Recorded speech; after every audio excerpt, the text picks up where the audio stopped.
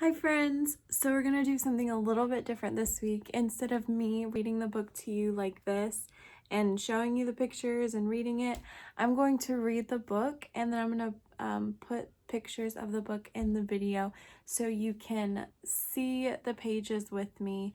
I think it'll be a little bit easier and I'm still getting the chance to read to you. I love reading to you, but this way you actually get to see the pages a little bit better.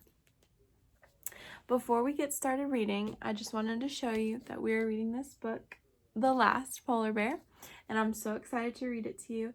It's a story about a boy named Tickluck, and he has to save the very last polar bear, and he actually has a polar bear in the book help him find the last polar bear to save. And by looking at this picture, you can tell that the very last one is actually a cub.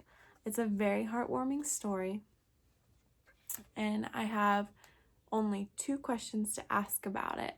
You know me, you know I love asking questions all through class. We have class discussions with our books, but because I don't have the opportunity to be with you right now and we can't have those classroom discussions, I'm going to limit us to 2 questions. That way you can really focus on what I'm asking you. Now you can always have a discussion with your family about the book. I love that. Please do that.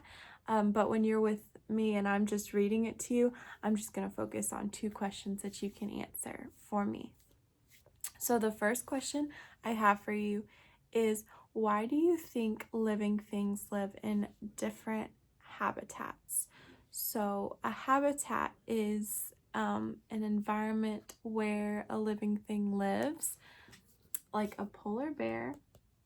We know where the polar bear lives. They live in the Arctic. It's very cold. There's a lot of snow. There's supposed to be a lot of ice. There used to be a lot of ice for the polar bears to live on and hunt on. But obviously now we know that that's changing. But that would be like a polar bear habitat. And not all animals live in the Arctic. In fact, a lot of animals, if they don't live there, could not survive there. So why do you think living things live in different types of habitats is my very first question for you. And I only have one at the end. So thank you so much for coming and watching. I'm going to get started reading and I'll show you the pages. Hi friends, so our book today is going to be The Last Polar Bear. And it was written, the author, remember they're the ones who write the words, is Jean Craighead George.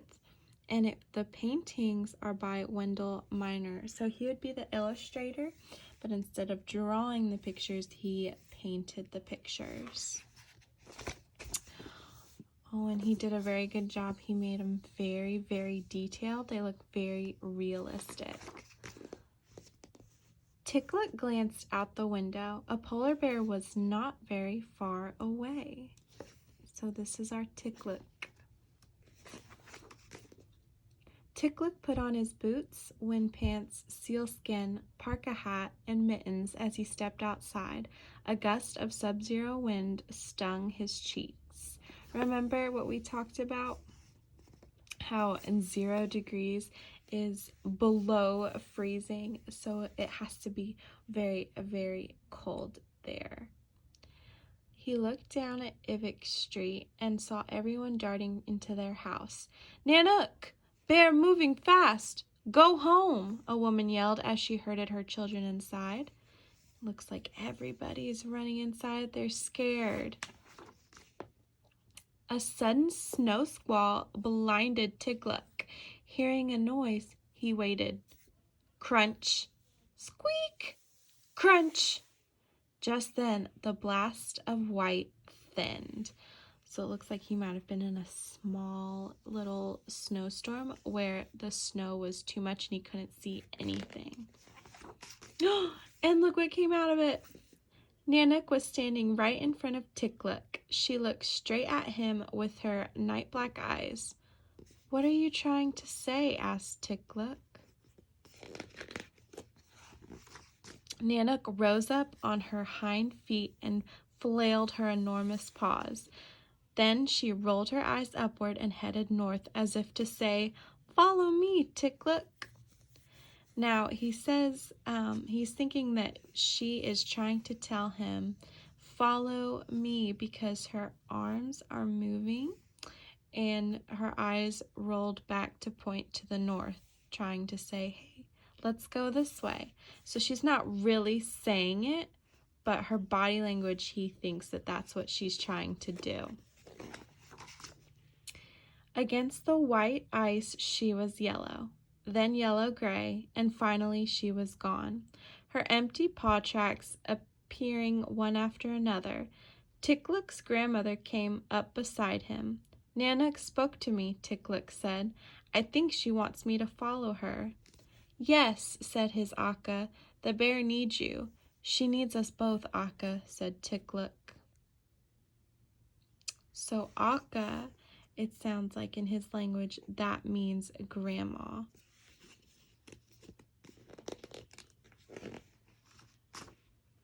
The Arctic had changed that year. The thaw had come early. Fall was staying longer, and strange trees, flowers, and birds that usually lived in much warmer places were appearing. With all the changes in the climate, what would happen to the polar bears who needed the ice to survive? "Akka," Ticklook said, "we must follow Nanook together."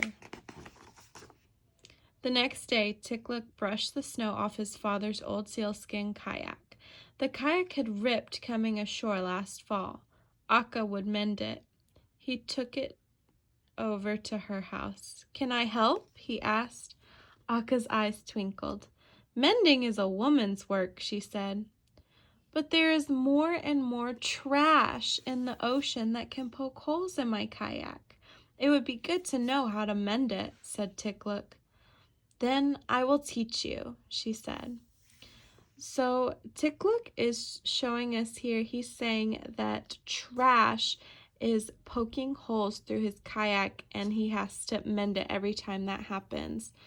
So it sounds like there must be a lot of trash in the Arctic Ocean. One morning, weeks later, Ticklook and his Akka paddled into the great Arctic Ocean to find Nanook. So now they're going to find Nanook. "Look at those birds," Akka said. "They are guillemots. They never nested so far north before, but now that it's warm, they come here and lay their eggs in old crates and oil drums." Okay, so these birds are called guillemots, and they usually don't nest this far north, but because it's getting warmer, they're nesting in places they don't normally nest. And it sounds like they're laying their eggs in old crates and oil drums. Does that sound like a normal place a bird would lay their eggs? No! They're laying their eggs in pollution. Old crates and oil drums. These are big barrels that used to carry oil that are empty now, and old crates are just trash left behind, maybe from people who were fishing and they were using the crates to carry something. And these birds are laying their eggs in basically trash. I wonder why. Ticklook and Akka paddled for days, stopping on ice floes and small islands to rest and eat paniktak, the seal jerky they had sun-dried for their journey. "There are fewer ice floes than there used to be," Akka said. Ticklook knew ice floes were polar bear ships. Nanook used them to find food and rest. "What happens if there are no more ice floes?" Ticklook said. "Then there will be no more Nanooks," Akka answered. So an ice floe would be like little ice stops where polar bears could stand on and rest after they had been swimming for a while, it looks like Nanook has been doing. But the painter, the illustrator, is showing us here that it's just ocean. There are no more ice floes around there. And polar bears, we know, can swim for a long time, but if there is no ice for them to rest on, they can't swim forever. They need a place to stop and rest. Oh, no. They spotted another ice floe. Look, Akka, yelled Ticklick. Those 3 black spots are Nanook. They are her eyes and nose. Curled on the ice was a very young polar bear cub all alone. It's not Nanook, said Akka, but her cub. The mother bear must have died, or she wouldn't have left her baby unprotected from the gulls. Ticklick got out of the kayak and walked toward the cub. He picked him up. I will call him Pullock, which means to survive. With the melting away of the ice, he is the last polar bear. So it looks like Ticklick did it. He saved the last polar bear. We'll take him back to town and feed him, said Akka. Ticklick tucked the baby bear in his arms, and the little cub put his arms around Ticklick and licked him on the face. So remember when Nanook stood on her hind legs and flailed her arms, and Ticklick thought that meant she was telling him to follow her? I wonder what Ticklick thinks Pillock is saying right now by wrapping his arms around him and licking him on the face. I wonder what his body language is telling Ticklick. Yes, said Ticklick as they paddled towards home. Our town will feed Pillock, the last of the polar bears, and show him how to live in the warming world. Oh, that is the end of our story, The Last Polar Bear. Again, it was written by Jean Craighead George, and the paintings were by Wendell Miner. So I loved that story. I thought it was so sweet, The Last Polar Bear, but I also thought that it was kind of sad how the very last polar bear, Pullock, was just a cub and he was left all alone. I also noticed in the story they used a lot of words like warming and ice melting, which we've heard before, but they also talked a lot about the trash in the ocean.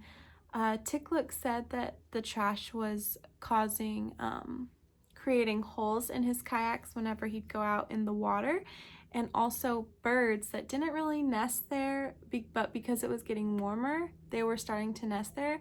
They were laying their eggs in oil drums, which are like big barrels that used to have oil in them that are just being left there, and old crates, which a crate is just like a little box, and they're just laying them in the pollution, really.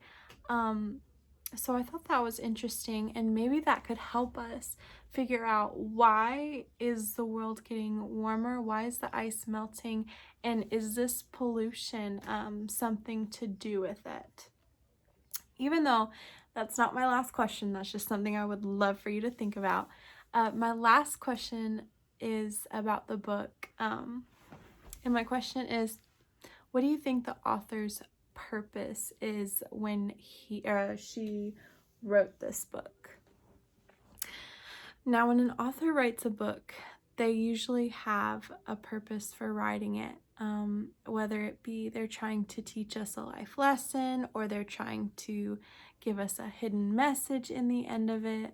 They're trying to show us something that they didn't specifically write down. It's our job as the reader to figure out why they wrote the book and what we need to learn from it. So my question to you again is, what do you think the author's purpose of writing The Last Polar Bear is? I really enjoyed reading this book to you. I loved reading it to you. I wish I could read it to you in real life, but we're making it. You're doing it. We're surviving being at home right now, and I can't wait for it to be over and for me to see you again, hopefully soon. All right, friends. Bye.